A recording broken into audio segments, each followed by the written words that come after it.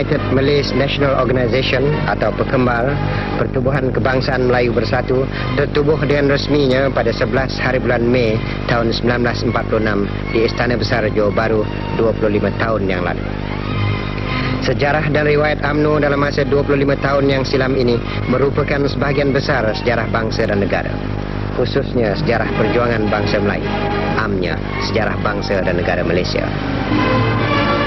Sejarah perjuangan bangsa Melayu moden adalah selari dengan perjuangan Pertubuhan Kebangsaan Melayu Bersatu atau UMNO.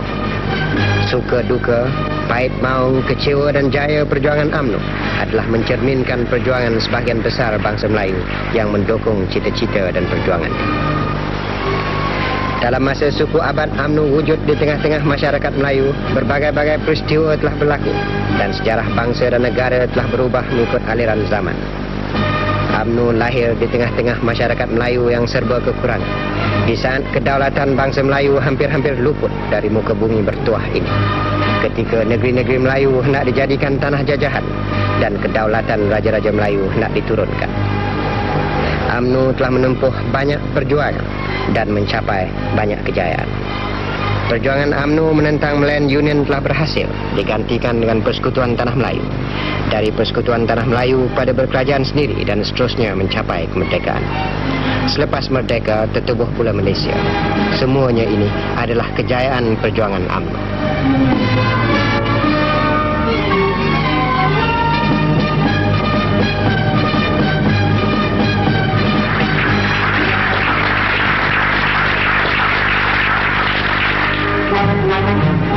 Pada bulan Ogos tahun 1945, pemerintahan Jepun di Melaya telah menyerah kalah kepada Panglima Angkatan Tentera Bersekutu di Timur Jauh, Lord Louis Mountbatten di Singapura.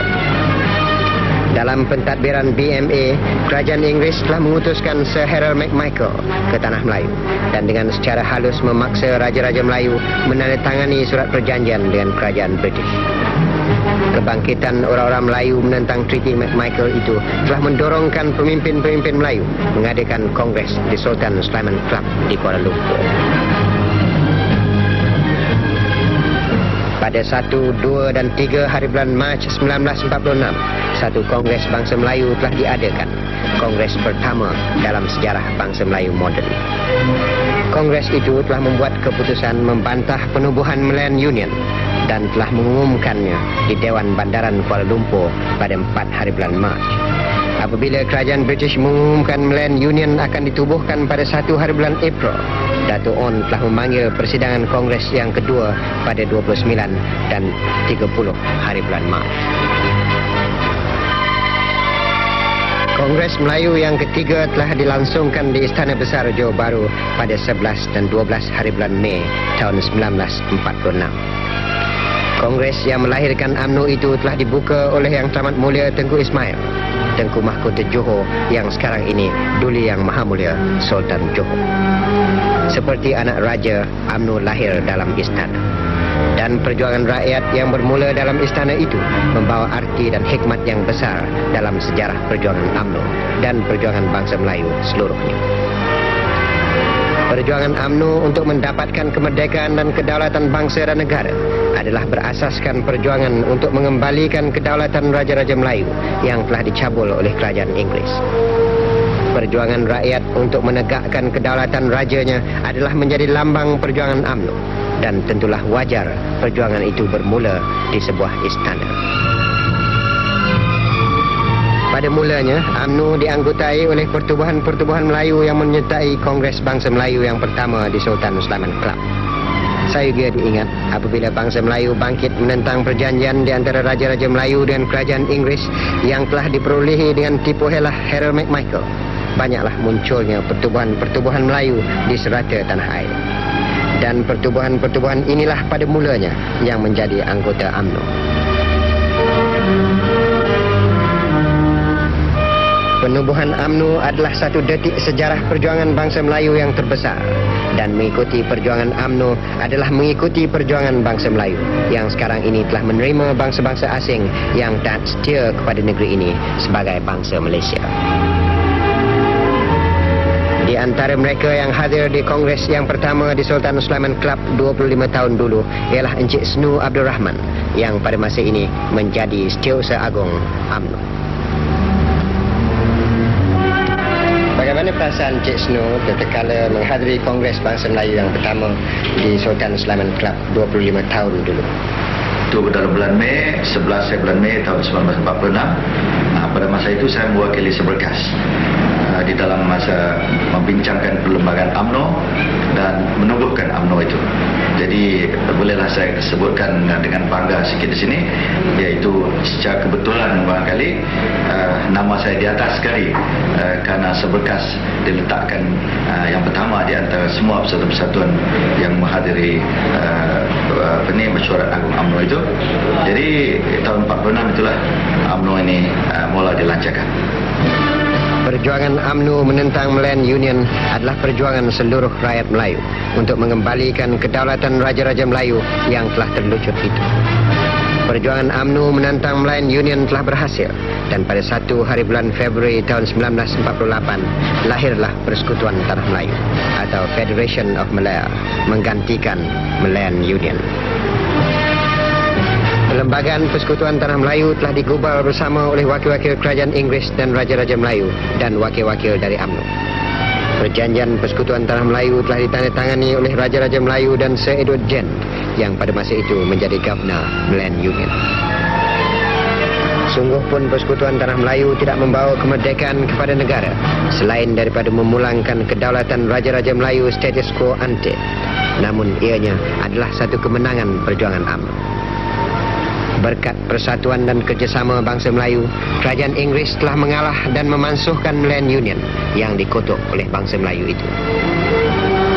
Perjuangan UMNO pada masa itu menggunakan slogan Hidup Melayu. Dan dari slogan Hidup Melayu kepada seruan Merdeka, UMNO telah melangkah setapak lagi kepada perjuangan mencapai kemerdekaan.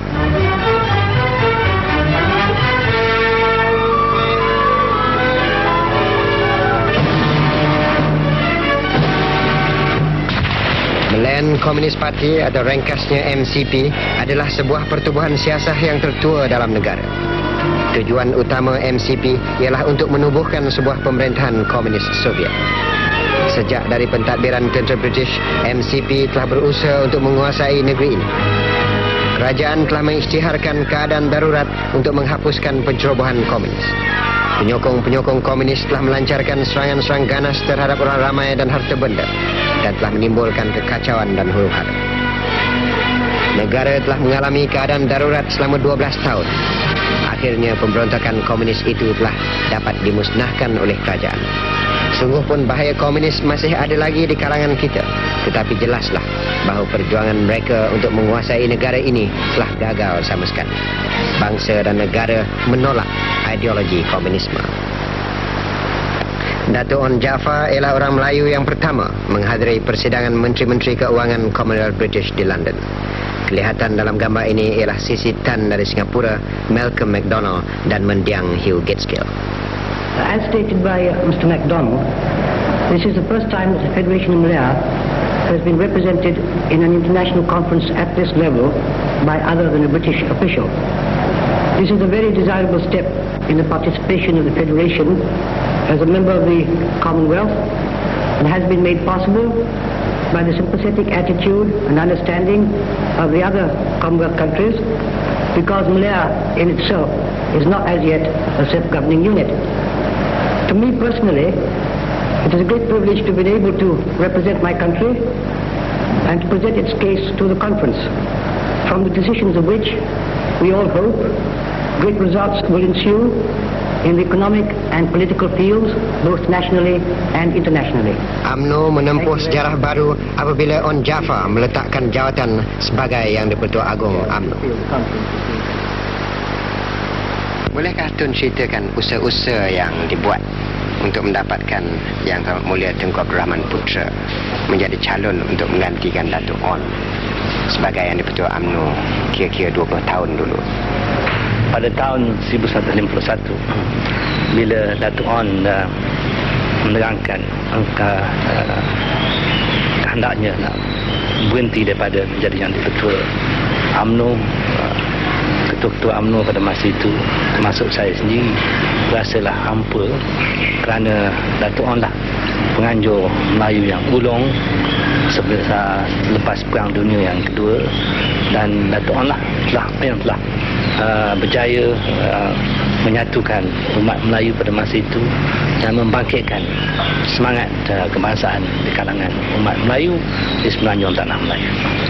Akan tapi Dato' On telah berkeras nak meninggalkan UMNO, dan saya pada masa itu menjadi ketua pergerakan pemuda sebagai seorang naik yang ketua UMNO. Saya berfikir bahawa mustahak UMNO diteruskan. Jadi saya telah terangkan kepada Dato' On bahawa mustahak UMNO diteruskan, dan saya sebutkan iaitu kalau tidak ada calon-calon yang ataupun orang-orang yang kuat pada masa itu bersetuju nak menjadi ketua UMNO, saya ada calon yang saya fikir layak menjadi ketua UMNO. Jadi perundingan ini berlaku dalam mesyuarat Majlis Kerja UMNO yang terakhir sekali di bawah pimpinan Dato' On. Bila Dato' On berkata yang dia telah membuat keputusan pertama nak berhenti, dan saya berkata mustahak UMNO dijalankan, Dato' On telah bertanya siapakah akan nak menjadi yang ketua UMNO. Jadi dalam orang yang hadir pada malam itu tidak ada seorang pun yang sanggup. Jadi Dato' On telah berpaling kepada saya, adakah awak nak menjadi yang ketua UMNO? Saya kata saya belumlah sampai masa lagi jadi yang ketua UMNO. Tapi saya ada satu orang yang saya fikir layak, iaitu Tengku Abdul Rahman. Jadi mesyuarat pada malam itu putus dengan itu sajalah. Jadi pada pagi-pagi besok saya telah pergi berjumpa dengan Tengku. Pada masa itu Tengku menjadi DPP di Kuala Lumpur ni, bekerja dengan kerajaan, dan saya telah beritahu Tengku bahawa mustahaklah Tengku sekarang ni mengambil alih yang di ketua UMNO sebab Dato' On telah meletak jawatan. Mula-mula Tengku tidak menerima, tapi saya minta juga Tengku menerima dan dia bersetuju. Dan lepas pada itu, bila saya balik ke Pahang, bahagian Pahang Barat, iaitu bahagian saya pada masa itu, telah mengusulkan nama Tengku menjadi yang ketua baru UMNO. Dan cadangan ini telah disambut oleh bahagian besar daripada bahagian-bahagian UMNO yang lain. Jadi apabila diadakan Perhimpunan Agung tak lama lepas itu, Tengku telah dicalonkan sebagai yang ketua dan saya dicalon sebagai timbalan yang ketua dengan tidak bertanding.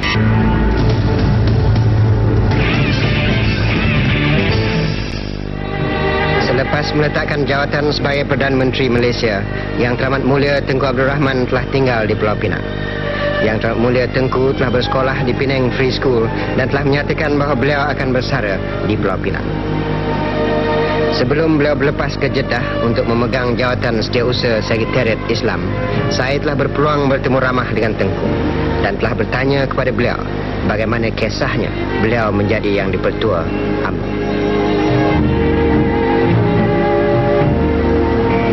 Mula-mulanya apabila Dato' On tarik diri daripada UMNO, kawan-kawan saya yang terkenal sebagaimana Tun Abdul Razak dan Tan Sri Sheikh Ahmad, Menteri Besar Polis, dan seorang daripada itu orang Johor sebagai Datuk Ahli Raya, dan orang Pulau Pinang adalah minta saya terima jawatan ganti Dato' On itu.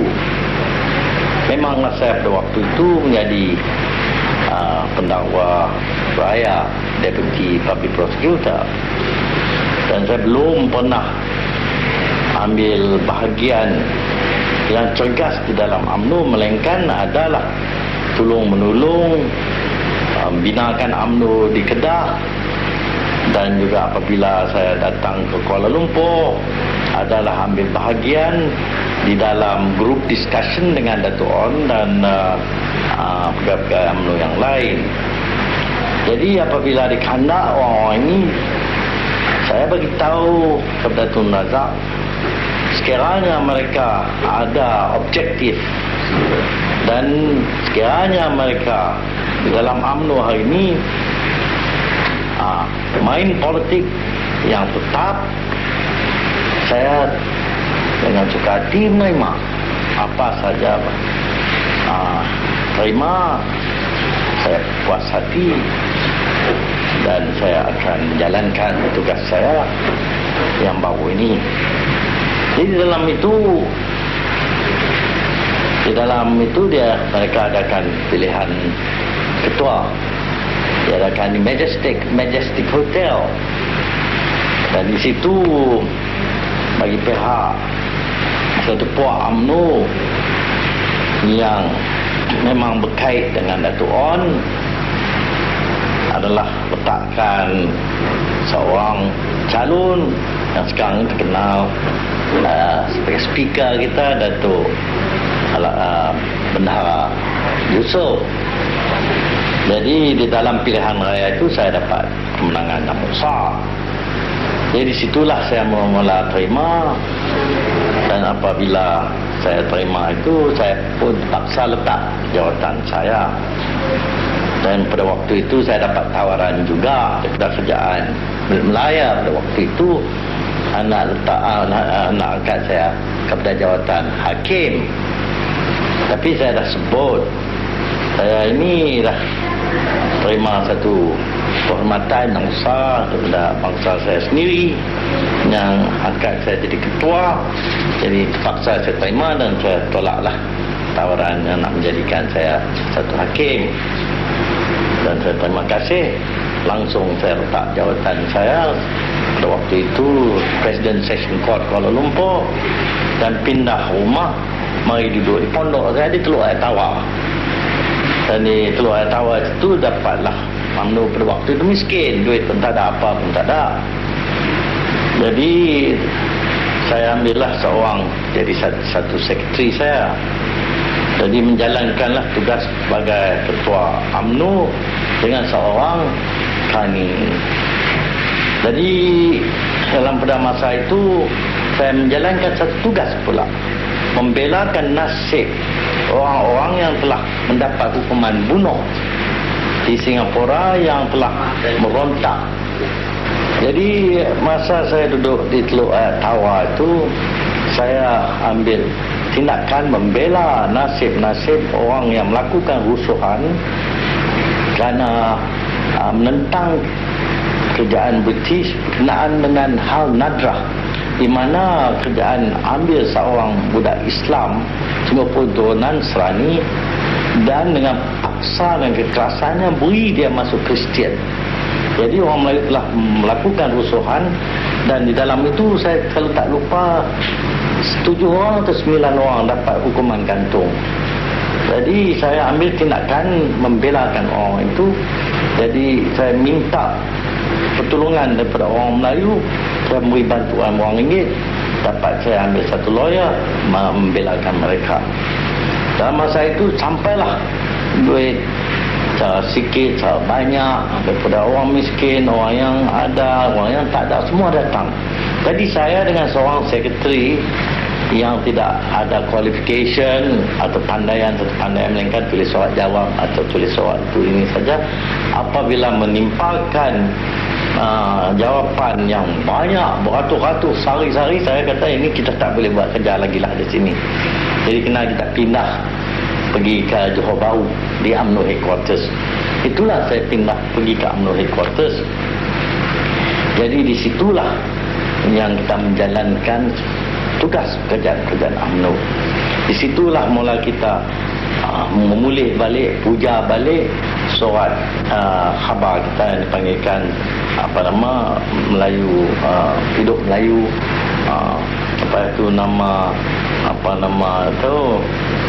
pada akhirnya nama Merdeka sampai bilangannya terkeluar beribu-ribu sampai jual dalam black market.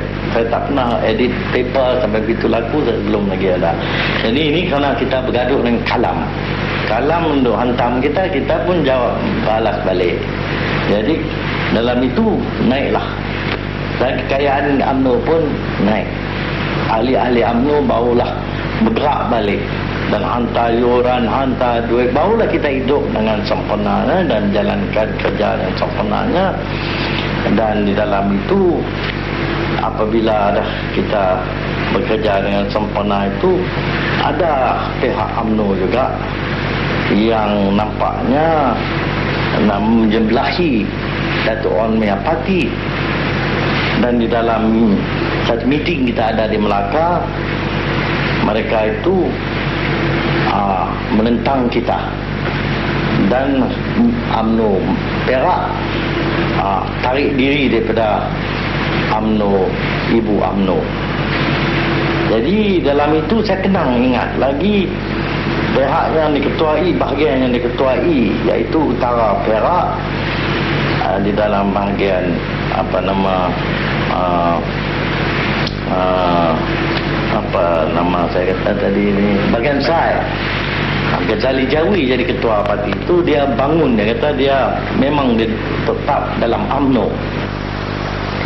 Tan Sri Sadun Zubir adalah di antara yang hadir dalam persidangan bulan Ogos tahun 1951 itu. Dan saya telah bertanya kepada beliau bagaimanakah perasaannya semasa Datuk On meninggalkan UMNO. Sebagai seorang pejuang tetap akan berjalan. Saya cakap dengan arwah Datuk On sendiri, Datuk tak boleh nak meninggal orang ramai. Kalau Datuk nak meninggal, Datuk kena tinggal orang ramai. Saya tetap di dalam UMNO ni. Dan masa itu kita pujuk cari jalan, saya gitu minta Tengku ni terima. Tan Sri Ismail Ali pun ada, Tun Razak pun ada, masih tua muda di sini, dan 2-3 orang lagi ada. Tan Sri Sufian pun ada. Pasal nak pujukkan Tengku jadi DPP masa itu. Saya bercakap sama Tengku, kalau Tengku tak berterima, kalau tak tu Patih pun boleh sanggup lah jadi ketua UMNO. Apa dalam perjuangan mesti seorang saya berkorban. Begitulah, saya tak ada hampu, bahkan itu mencabar saya. Dan apabila UMNO dapat melawan IMP, saya kata Town Council habis tak berkubu ya. Parti negara pun habis tak berkubu. Lingkup negara hari ini UMNO. Saya syukurlah kepada Allah Ta'ala, Kapten Hussein, sahabat saya sama dalam UMNO, dia pun tahu.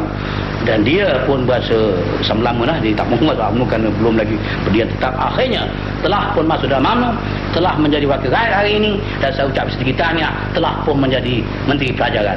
Syabas, kembali pada perjuangan yang asal. Itulah perasaan saya. Tegak, mundur, setapak, tanda tanggal. Inti perjuangan dalam perjuangan merdeka dan tanah air. Terima kasih. Apakah perasaan Ibu Zain semasa Allahyarham Datuk On meninggalkan UMNO dan digantikan oleh Yang Tak Mulia Tengku Abdul Rahman Putra? Perasaan pada masa itu sangat gelora, kerana Ibu sebagai pemimpin kaum Ibu Malaya pada masa itu, Ibu tahu kedua-dua pemimpin itu, Datuk On, Ibu sudah mengikuti dia dari awal. Kemudian dia akan meninggalkan perjuangan UMNO ini, dan Ibu tahu dia akan memimpin satu lagi parti lain. Juga Tengku Abdul Rahman pula, Ibu sudah kenal dia lama, dan Ibu tahu pula bagaimana jiwa perjuangannya. Dia membimbangkan Ibu. Seorang membawa kapal yang lama tadi akan membawa bahtera baru, dan Tengku akan memulai pula membawa bahtera yang lama yang dibawa oleh Datuk On tadi. Ibu takut dia bertempur di tengah-tengah lautan. Padahal di dalam bahtera yang lama itu penuh dengan orang-orang kita, orang-orang Melayu kita yang sedang penuh semangat hendak berjuang, penuh semangat hendak memerdekakan negara ini, tengah bergubah-gubah. Dan kalau boleh pada masa itu kami semua tak mau betul ansur lagi nak bergerak terus sampai merdeka. Kalau dapatlah kiranya satu ikhtiar, dapatlah, Ibu sendiri rasanya hendak bekerja keras dapat disatu padukan kedua pemimpin ini, tentulah tenaga keduanya akan melekaskan kemerdekaan semenanjung tanah Melayu kita. Begitulah perkataan ibu. Banyak ikhtiar ibu buat. Satu daripada ikhtiar yang selalu biasanya berpengaruh, iaitu ibu ciptakan lagu-lagu, seni-seni kata, habis ibu nyanyikan dalam majlis, kadang-kadang di hadapan penganjur-penganjur itu sendiri. Ada juga kadang-kadang Datuk On, Allah yarham Datuk On itu sendiri dia terpengaruh dengan lagu-lagu ibu tu pada masa dia jadi penganjur dulu. Tapi ibu harap dia terpengaruh, dia balik berjuang bersama-sama dengan Tengku. Tetapi apa nak dikatakan, percubaan itu gagal, dan dengan kehendak Tuhan pula percubaan yang berhormat Datuk On pun gagal juga. Jadi kerana kebenaran pihak pejuang yang lama ini tadi, kerana hendak memerdekakan negara kita yang suci dan niat yang suci daripada orang Melayu yang bersatu padu pada masa itu di seluruh pelosok tanah Melayu ini, bekerja kuat, menanglah bahtera yang lama itu, naik dah dia tinggi dan merdekalah negara kita. Pada 31 hari bulan Ogos tahun 1957, satu sejarah yang tidak dapat dilupakan. Dan ibu sendiri bersama-sama di tengah malam itu di Padang Sultan Sulaiman Club itu menaikkan bersama-sama, memerhatikan bendera kita naik, memerhatikan bendera penjajah turun. Syukur kepada Allah, sujud kepada Tuhan yang telah mengabulkan segala doa dan segala kerja yang ikhlas, yang tulus, yang berkehendakkan negaranya balik. Begitulah perasaan ibu daripada mula berpisahnya Datuk On dan mulanya Tengku mengambil alih perjuangan ini. Kalau nak tahu pula, bukannya perasaan ibu pada masa itu saja, pada masa ini pun ibu masih lagi terkenang dan ingatkan bagaimana perjuangan kedua penganjur agung yang ibu hormati dan yang ibu kasihi itu.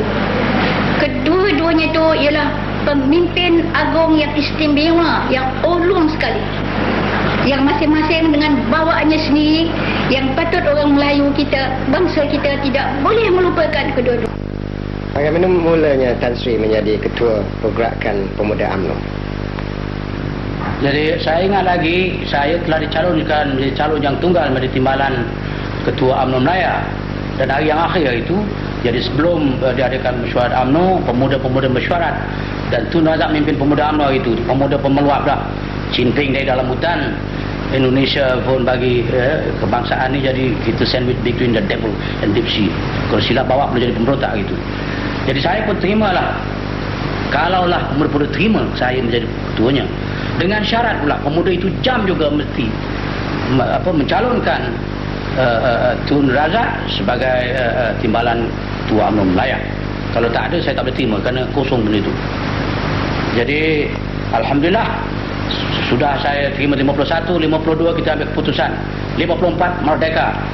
Baru diadakan komisen punya komisen tak dapat 54, 55 kita dapat merdeka.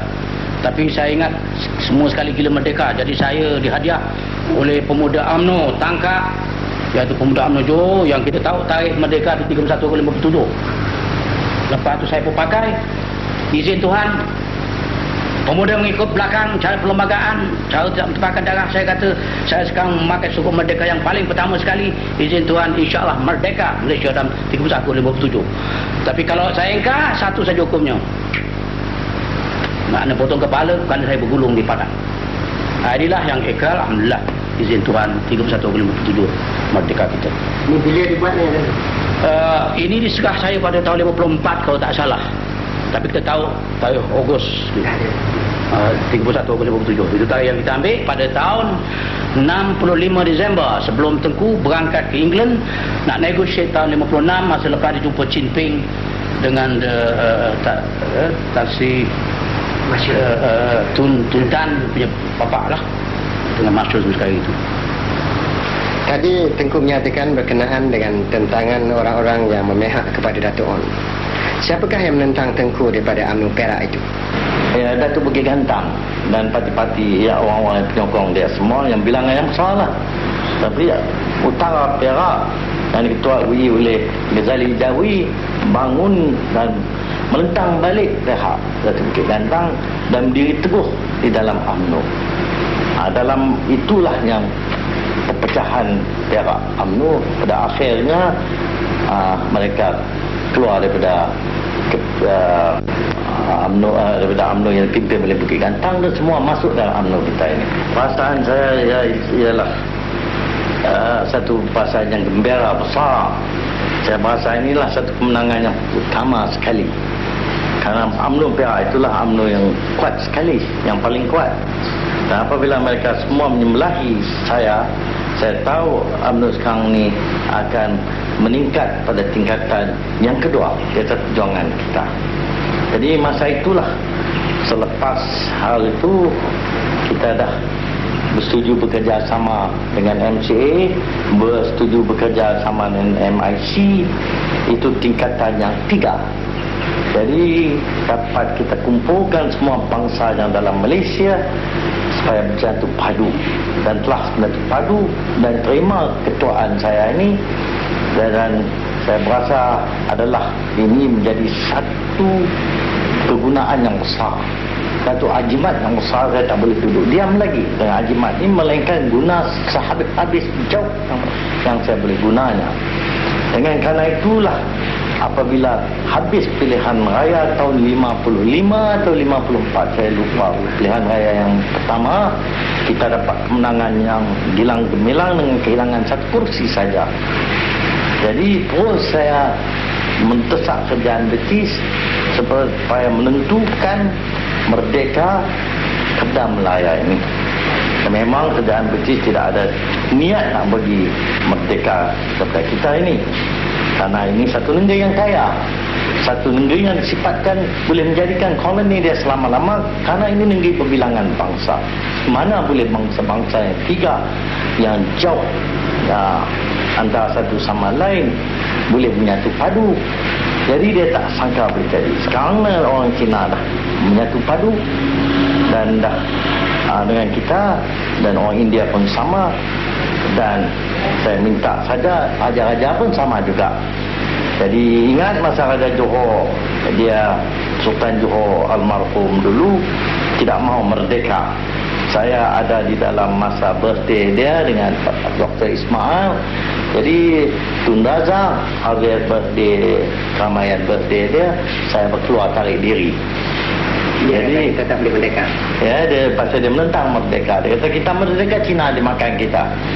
Itulah dia kata, saya tarik dirilah, boykot dia punya function semua.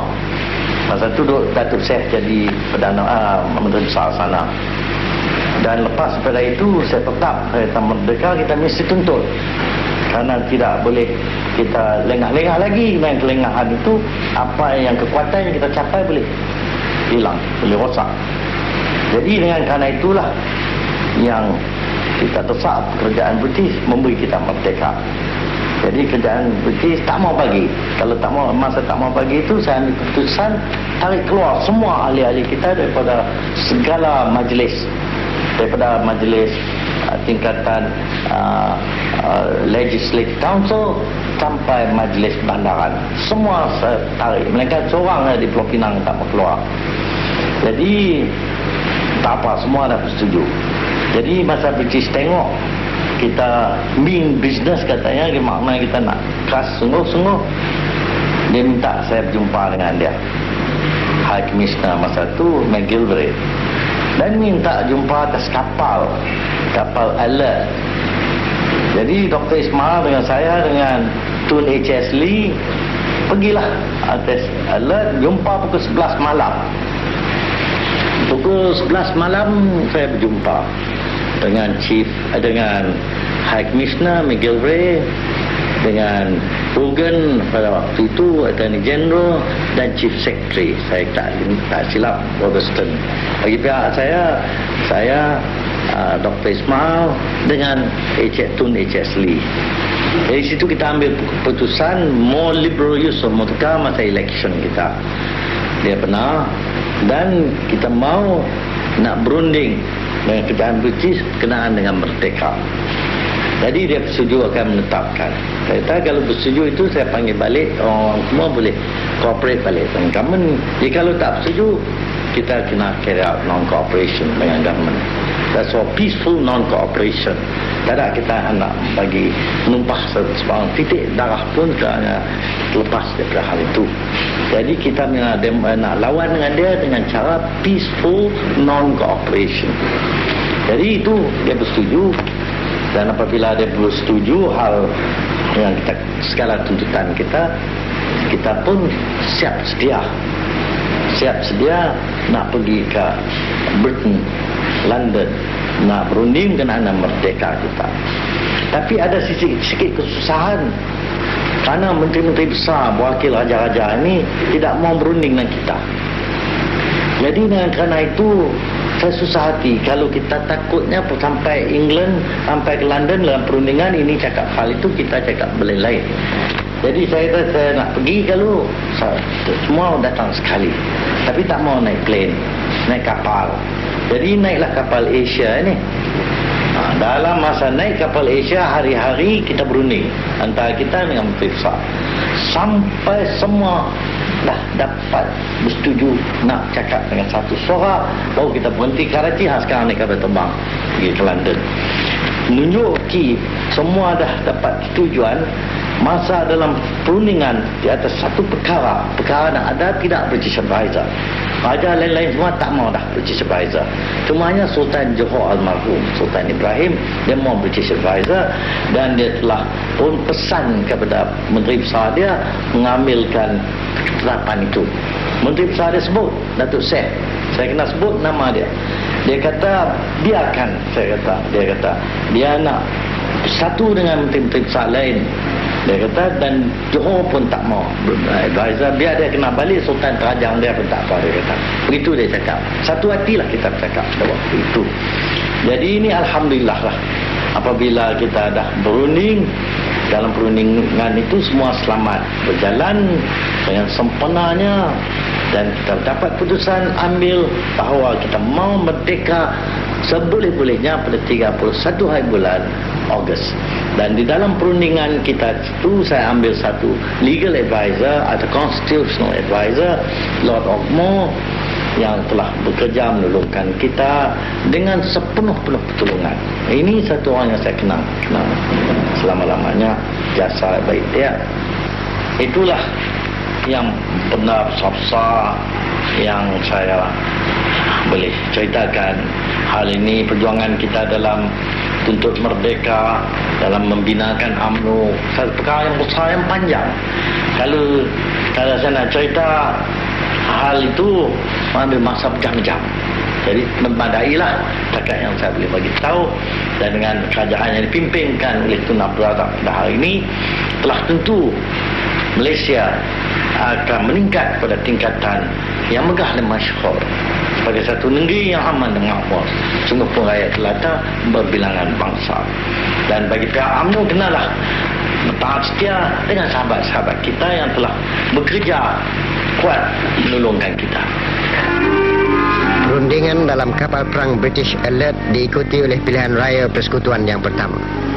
Di bawah pimpinan Tengku, Parti Perikatan telah berjaya memenangi 51 daripada 52 kawasan pilihan raya.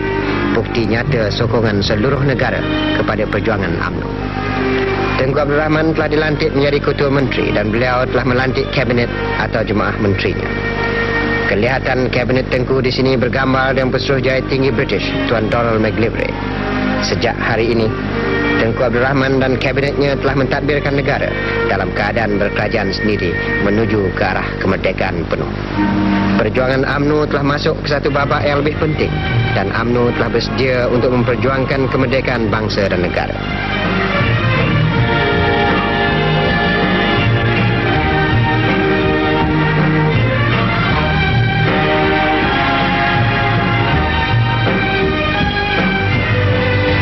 Persetujuan duli-duli yang maha mulia Raja-Raja Melayu adalah mutlak untuk mencapai kemerdekaan. dan satu rombongan yang terdiri dari wakil-wakil kerajaan perikatan dan wakil-wakil Raja-Raja Melayu telah berlepas ke London pada bulan Februari tahun 1956.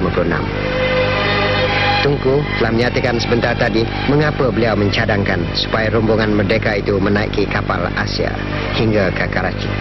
Kerana beliau ingin berunding dengan lebih lanjut lagi dengan wakil-wakil Raja-Raja Melayu supaya bersatu hati dalam menghadapi rundingan dengan kerajaan British di London. Sekali lagi, pemimpin rakyat dan wakil raja-raja telah bersatu hati dalam menuntut kemerdekaan tanah air.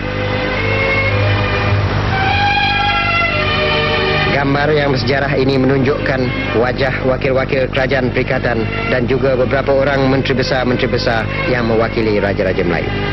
Di antara menteri besar yang mewakili Raja-Raja Melayu ialah Allahyarham Tuan Haji Abdul Wahab, Penglima Bukit Gantang, yang pada masa itu menjadi Menteri Besar Perak, dan Tan Sri Nik Ahmad Kamil yang pada masa itu menjadi Menteri Besar Kelantan. Datuk Penglima Bukit Gantang dan Tan Sri Nik Ahmad Kamil ialah pengasas UMNO dan telah memainkan peranan penting dalam perjuangan UMNO.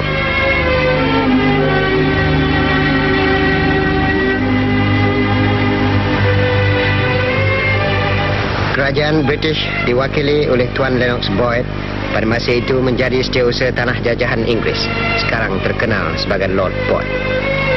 Perundingan di London itu telah mencapai kejayaan penuh berkat kerjasama dan persetujuan di antara wakil-wakil kerajaan perikatan dan wakil-wakil Raja-Raja Melayu. Persetujuan telah ditandatangani bahawa kerajaan British bersetuju memberikan kemerdekaan kepada tanah Melayu 18 bulan daripada tarikh perjanjian itu.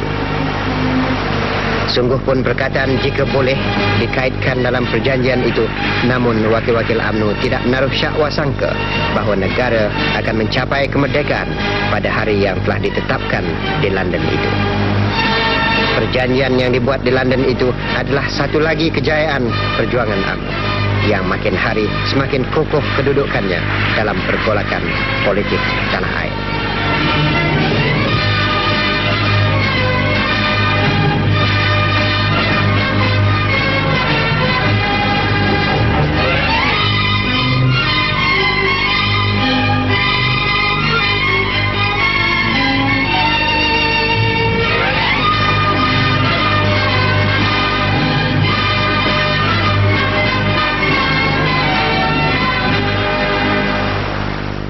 Perjanjian ini terkandung berbagai-bagai perkara berkenaan dengan perhubungan antara negeri Melayu dengan kerajaan British pada masa hadapan. Dan perjanjian ini barangkali akan diterima oleh sekalian rakyat jelata dalam negeri kita, kerana perjanjian ini telah membuka satu tangga yang baru untuk kita mencapai kemerdekaan tanah Melayu. Maka kemerdekaan itu telah pun ditetap akan dijadikan pada 31 hari bulan Ogos tahun 57 sekira Allah Subhanahu Wa Taala izinkan. Berkenaan dengan perkara ini, saya telah teringat kepada satu kejadian pada tahun 1786 apabila datuk nenek saya telah pun sign satu perjanjian antara Sultan Kedah dengan kerajaan British. Maka dalam perjanjian itu ditolak Pulau Pinang kepada kerajaan British. Maka daripada mulanya daripada itu, lain-lain dari Mahmud Sultan pun sign perjanjian juga menolakkan tanah Melayu kepada British. Maka dengan takdir Allah Subhanahu Wa Taala, saya telah mula turun tanda tangan yang mengambilkan balik bukan sahaja Pulau Pinang, bahkan negeri-negeri yang Melayu yang lain kepada tangan kita sendiri. Bagi pihak orang-orang kita, masing-masing maulah sadar di atas tanggungan masing-masing. kerana hendak mencapai kemerdekaan senang lagi daripada hendak mengekalkan kemerdekaan apabila telah tercapai. Dengan ini saya pulangkan segala pujian kepada Allah Subhanahu wa taala. Kepada tuan-tuan, saya harap bekerjakanlah bersama dengan saya dan dengan pertolongan yang tuan-tuan bagi, dapatlah kita memelihara negeri kita yang dikasihi itu supaya aman sentiasa selama-lamanya. Merdeka. Berita kejayaan dari London telah disambut dengan penuh gembira oleh ahli-ahli UMNO khasnya dan seluruh negara UMNO. Pada 20 hari bulan Februari tahun 1956, Kota Melaka, pintu penjajahan bangsa-bangsa asing terhadap bangsa Melayu, telah penuh sesak dengan manusia menunggu pulangnya rombongan merdeka dari London. Lebih daripada 50,000 manusia membanjiri Kota Melaka pada hari yang bersejarah itu. Kota Melaka telah jatuh ke tangan Portugis pada tahun Masihi 1511 dan UMNO telah memilih Kota Melaka untuk mengisytiharkan tarikh kemerdekaan tanah Melayu. Rombongan merdeka telah pulang dengan satu hati dan satu perjuangan.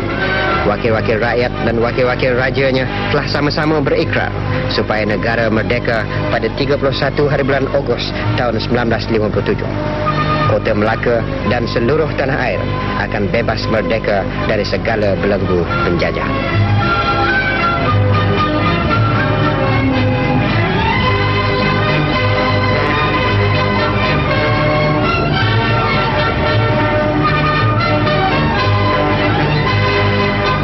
Itu dengan nama Allah yang Maha Murah lagi Maha Kasihan, saya atas nama rakyat Melayu mengisytiharkan bahawa kemerdekaan penuh persatuan tanah Melayu di dalam Commonwealth menurut perjanjian yang telah dicapai di London akan dilaksanakan pada 31 hari bulan Ogos tahun 1957.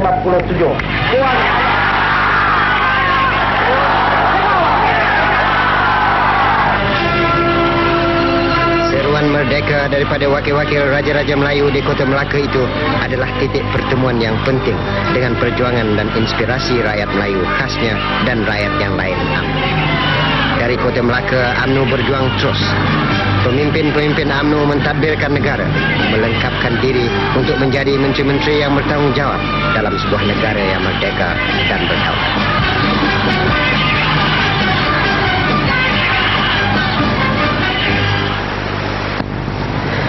UMNO telah mengadakan satu perjumpaan raksasa di Padang Selangor Club menunggukan pukul 12.30 malam 30 hari bulan Ogos tahun 1957 untuk menurunkan bendera Union Jack, simbol penjajahan Inggris di negeri bertuah ini.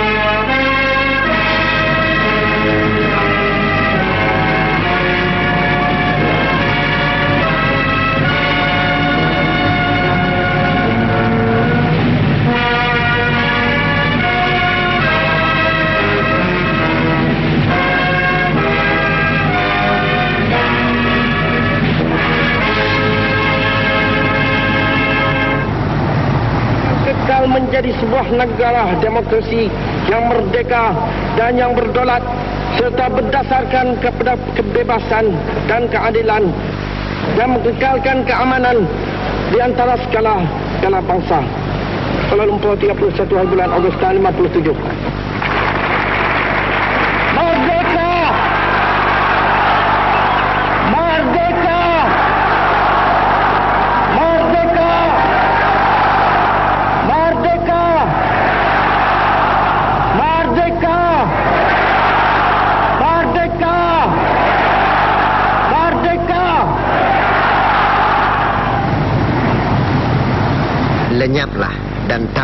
riwayat penjajahan Inggris di tanah air.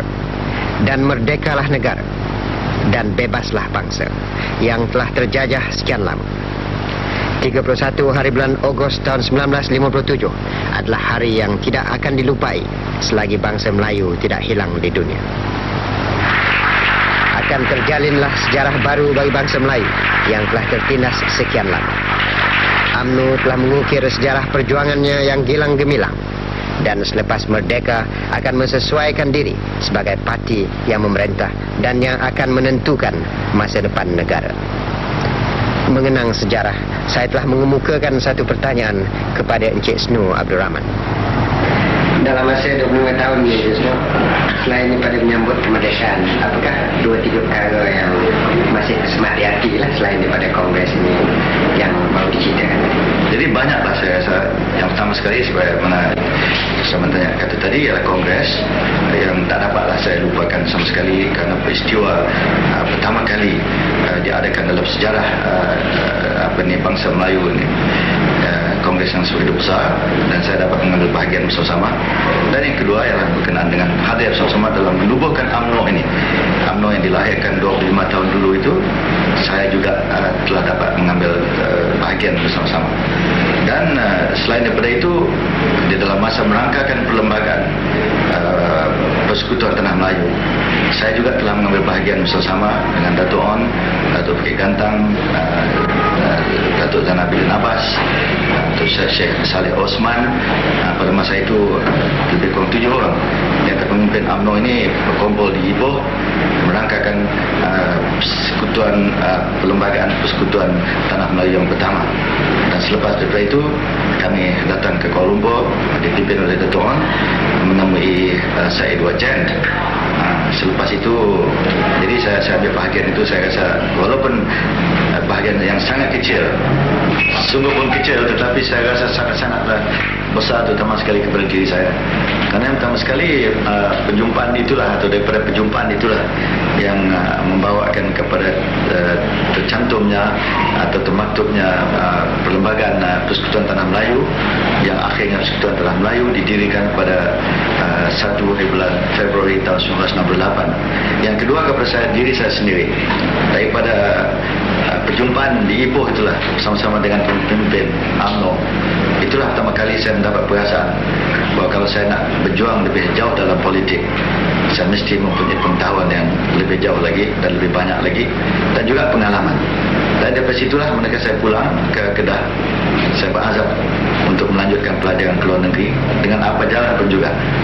Jadi kebetulannya juga manakala berlakunya ataupun timbulnya hari 1 hari bulan 2 tahun 1948, dan kebetulan hari itulah juga, malam itulah juga saya bertolak daripada Pulau Pinang dan saya bekerja sebagai kelasi kapal dengan tujuan mencari tempat untuk belajar dan menambahkan pengetahuan.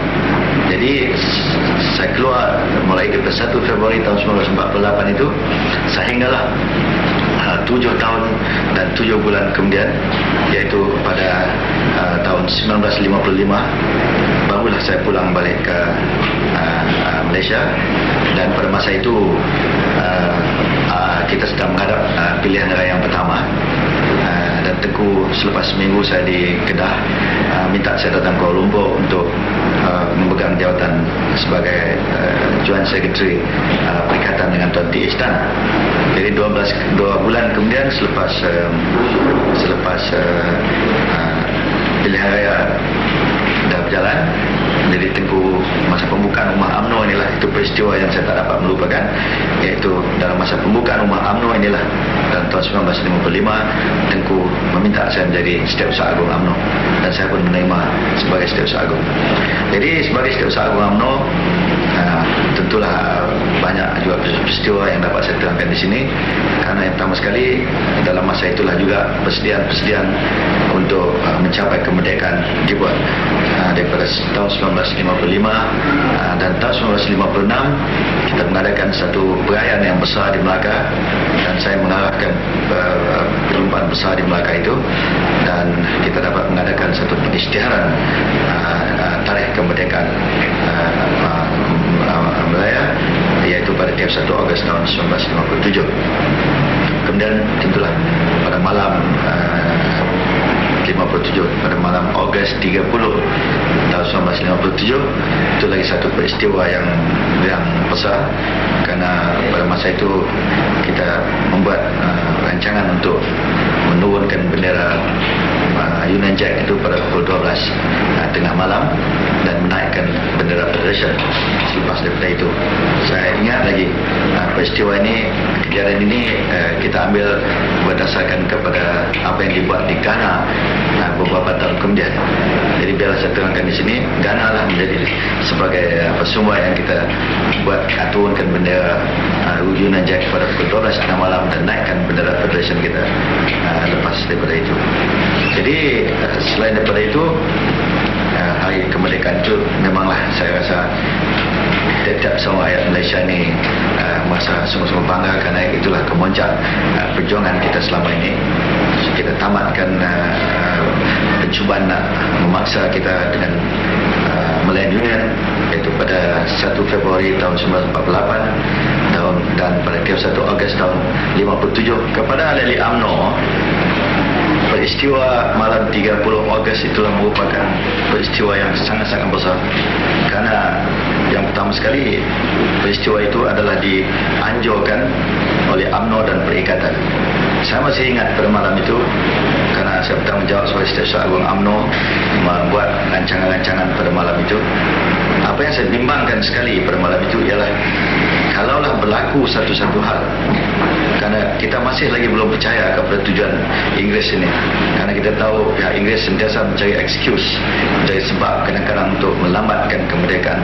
Jadi pada malam itu, di antara orang yang bersibuk-sibuk nak mengadakan perayaan, jadi saya lah yang paling bimbang sekali untuk menjaga keselamatan supaya janganlah berlaku sedikit pun kekacauan atau sebagainya yang boleh menjadi excuse ataupun sebab pihak Inggeris menangguhkan peristiwa menyerah kemerdekaan pada pagi besok. Begitu juga dalam tahun 1956, masa peristiwa di Melaka itu, masa yang Taman Melayu Tengku, Tun Razak dan wakil-wakil UMNO dan raja-raja kembali dari London membawa tarikh tiap 1 Ogos. Itu juga saya rasa sangat-sangat bimbang, kerana beberapa kejadian telah berlaku. Maklumlah orang UMNO, terutama sekali orang Melayu kita ni, dengan perasaan yang meluap-luap menunggu kedatangan Tengku dan rombongan balik dengan membawa tarikh kemerdekaan. Jadi di antara tuan-tuan dan perempuan yang ada di Melaka dapat tahulah beratus-ratus bas yang datang daripada seluruh pelosok negara kita ini dengan perasaan yang tak dapat ditahan-tahan lagi. Jadi beberapa kejadian yang saya terpaksa selesaikan pada masa itu di Melaka, kerana nak menjaga supaya jangan terjadi pergaduhan atau kekacauan yang boleh menjadi excuse kepada pihak Inggeris. Jadi ini peristiwa yang saya rasa tak dapat saya lupakan.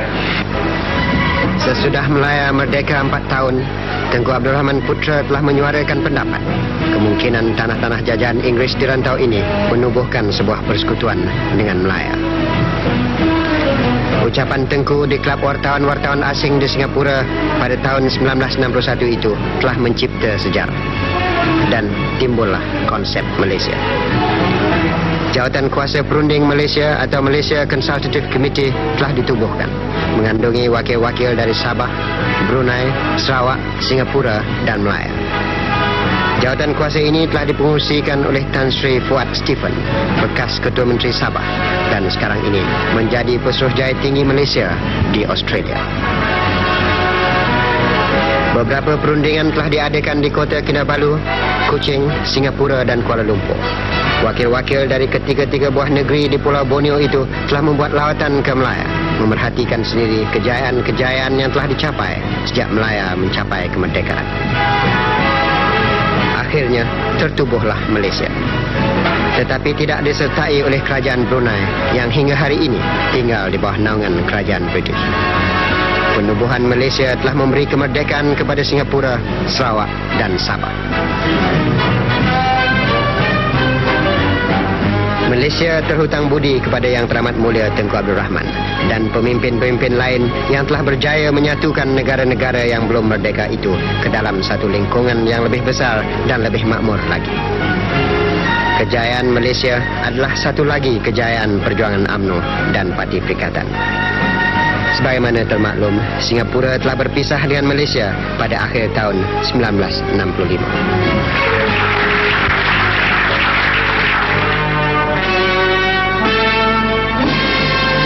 Malaysia telah berjaya menempuh berbagai-bagai bahaya dan percubaan.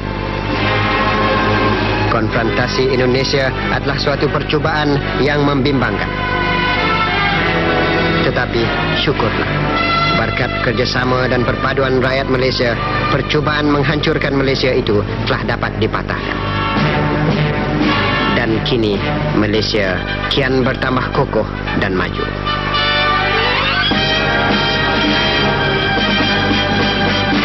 Mengenang sejarah, saya telah mengemukakan beberapa soalan kepada Tan Sri Jaafar Albak, seorang bekas Setiausaha Agung UMNO.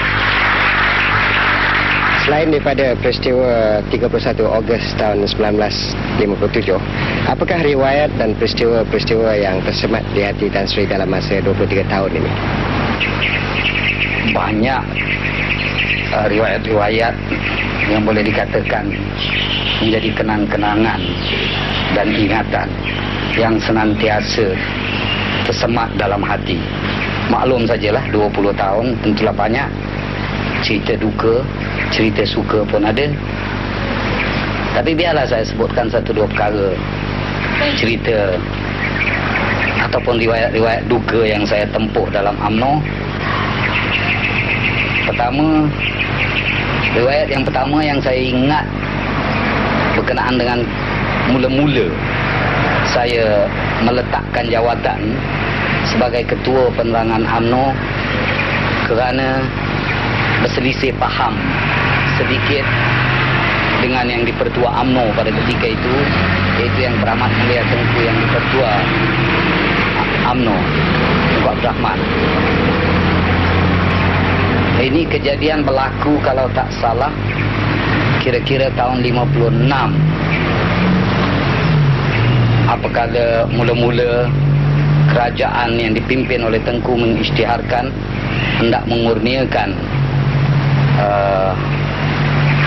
rumah Kakosa kepada kerajaan British untuk digunakan oleh bakal Suruhjaya British yang akan mewakili kerajaannya di Ini sebelum kemerdekaan.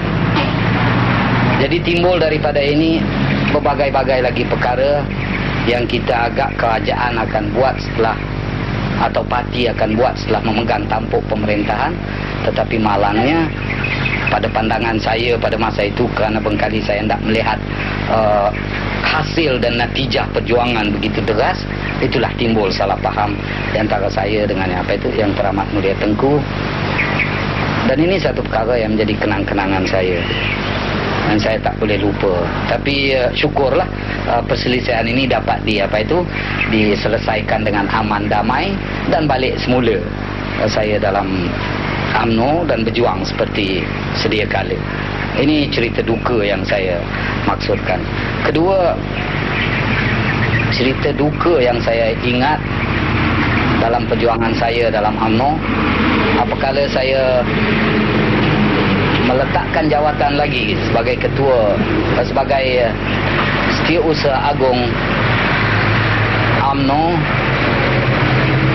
sebaik-baik saja Malaysia diisytiharkan kerana perselisihan juga, oleh kerana saya merasa pada masa itu oleh sebab pandangan saya yang tidak begitu senang dengan penubuhan Malaysia dengan cara tergopoh gapah. Oleh sebab itu saya telah membuat penentangan dan saya telah terasa bahawa pucuk pimpinan kurang senang dengan saya. Itu pasal saya mengundurkan diri untuk memberi peluang kepada pucuk pimpinan berjalan terus. Tetapi setelah saya mengantarkan perletakkan jawatan saya, pucuk pimpinan telah menerangkan kedudukan yang sebenar dan kepercayaan mereka yang penuh kepada diri saya. Jadi dapatlah diselesaikan. Bagaimana pengunduran Tan Sri tentang apabila Malaysia dan Singapura berpecah? Ini pun satu riwayat yang yang tersemat dalam hati saya dan penuh dengan kenang-kenangan sedih dan pedih, sehingga hari ini pun masih ada lagi, kerana saya anggap Singapura itu sebahagian daripada tanah Melayu dan sebahagian daripada Malaysia. Tak haruslah dia dipisahkan, dan ini pun menyebabkan saya terpaksa mengundurkan diri daripada jawatan saya sebagai Setiausaha Agung UMNO. Bagaimana tentang riwayat-riwayat yang suka pula? Riwayat-riwayat yang suka banyak sangat yang menyukakan saya, tetapi yang besar sekali saya terlampau berasa seronok apabila lepas pilihan raya tahun 55 dan UMNO mengadakan perayaan pembukaan rumahnya di Batu Road atau Jalan Tuanku Abdul Rahman sekarang ini. Saya pada masa itu telah dikeraunkan atau disongkokkan oleh Yang di-Pertua UMNO sebagai penghargaan atas jasa-jasa dan perkhidmatan saya dalam parti menjayakan perikatan dalam pilihan raya tahun 55. Itu satu kenangan yang saya ingat dengan megah.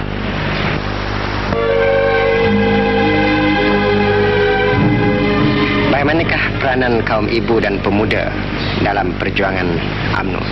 Daripada mula-mula UMNO ditubuh, kaum ibu adalah mengambil peranan yang sangat penting.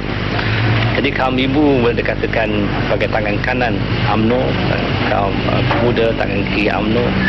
Dua-dua adalah bergerak dengan kuatnya untuk menjalankan dasar UMNO dan untuk memperjuangkan kehendak-kehendak UMNO.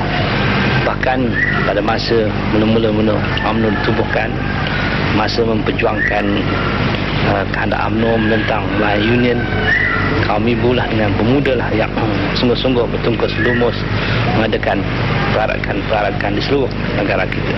Begitu juga pada masa menuntut kemerdekaan pada tahun 55 dan 56, kaum ibu dan pemuda lah yang mengambil peranan yang penting. Adakah kemungkinan UMNO membukakan keahliannya kepada orang-orang yang bukan keturunan Bumiputera dalam masa beberapa tahun ini? Saya fikir UMNO akan berjalan dengan cara keadaan sekarang ini, dan menurut kanak-kanak orang Melayu belumlah sampai masanya lagi UMNO nak dibukakan kepada orang yang bukan Bumiputera. Ini terpulanglah kepada ahli-ahli UMNO sendiri menimbangkan. Pada 8 dan 9 hari bulan ini, 5 ini kita akan mengadakan perhimpunan agung khas untuk nak menimbangkan dasar perjalanan UMNO pada masa yang akan datang, kerana mengambil sempena ulang tahun yang ke-25 UMNO. Dan dalam perhimpunan agung inilah dasar dan perjalanan UMNO pada beberapa tahun yang akan datang akan dibincangkan. Tapi masalah nak membuka pintu UMNO kepada pihak yang lain daripada Bumiputera tidaklah timbul lagi. Bagaimanakah kerjasama di antara parti-parti dalam perikatan ini, terutama sekali di peringkat bawah? Kerjasama antara UMNO dengan MC dan MIC boleh dikatakan adalah baik, tetapi diharapkan pada masa yang akan datang ini kerjasama akan dapat diperhebatkan lagi, iaitu patutlah diadakan dialog yang lebih banyak lagi di antara ahli-ahli UMNO dengan MCA dan MIC, supaya dasar yang dijalankan oleh perikatan itu dapat diterima, dipahami dan disetujui oleh semua pihak. Apakah peranan UMNO itu di masa depan dalam pembangunan negara dan bangsa?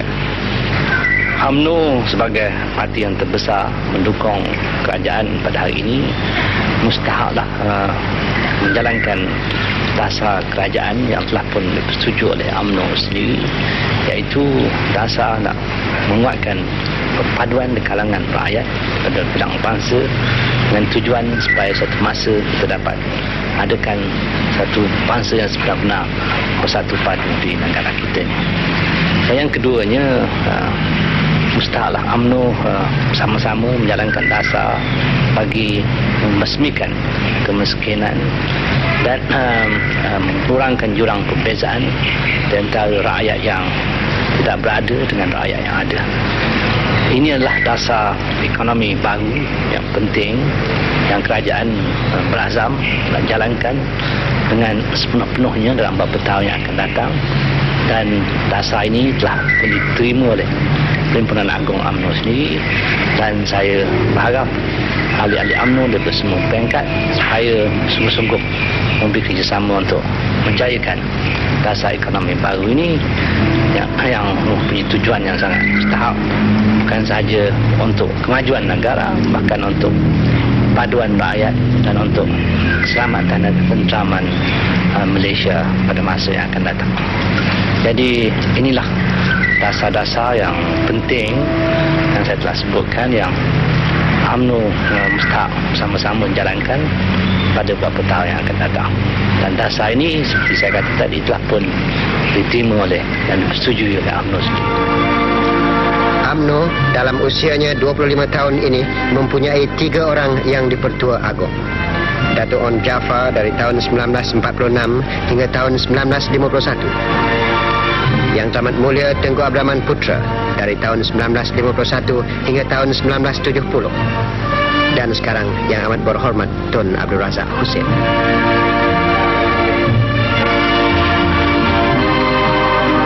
Sejak tertubuhnya UMNO, kaum ibunya dipimpin oleh Puan Putih Mariah, Ibu Zain, Puan Khatijah Siddiq dan Tan Sri Fatimah Hashim, Menteri Kabinet Wanita yang pertama di tanah air. Pergerakan pemudanya telah dipimpin oleh Major Ibrahim Ismail, sekarang Jeneral Tan Sri Ibrahim Ismail, Kapten Husin On, sekarang ini Menteri Pelajaran, Tun Abdul Razak, Tan Sri Sa'dun Zubir dan Cik Snu Abdul Rahman, dan Datuk Harun Idris. Patah tumbuh hilang berganti. Yang Teramat Mulia Tengku Abdul Rahman Putra telah meletakkan jawatan sebagai Yang Dipertua Agung UMNO di Perhimpunan Agung pada bulan September tahun 1970 dan digantikan oleh rakan seperjuangan dan timbalannya dalam masa 19 tahun ini, Yang Amat Berhormat Tun Abdul Razak. Para hadirin telah menitiskan air mata semasa UMNO memperingati jasa-jasa perjuangan pemimpin agungnya dan mengucapkan selamat bersara kepada Yang Teramat Mulia Tengku Abdul Rahman Putra yang telah memimpin UMNO mencapai kemerdekaan dan mencipta Malaysia dalam masa 19 tahun ini.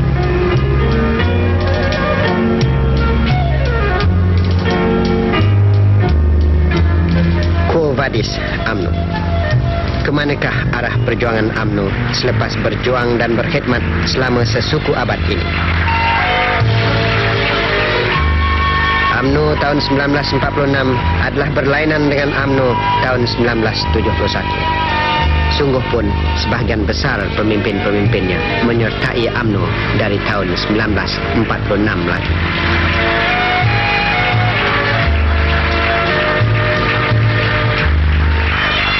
Sebagai parti politik yang memerintah dan terbesar di Malaysia, perjuangan UMNO akan terus menentukan corak pentadbiran negara.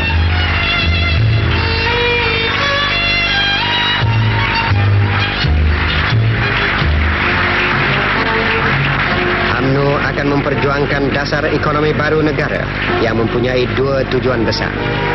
Pertama, membasmi kemiskinan tanpa mengira keturunan. Dan kedua, untuk menukar corak dan susunan masyarakat atau mengubah struktur masyarakat untuk mencapai perpaduan rakyat Malaysia. UMNO akan melaksanakan rukun negara, akan mendukung cita-cita nak mencapai perpaduan yang lebih erat di kalangan seluruh masyarakat Malaysia, akan memelihara cara hidup yang demokratik, mencipta sebuah masyarakat yang adil dan liberal, dan membina sebuah masyarakat progresif yang menggunakan sains dan teknologi. UMNO akan terus berjuang.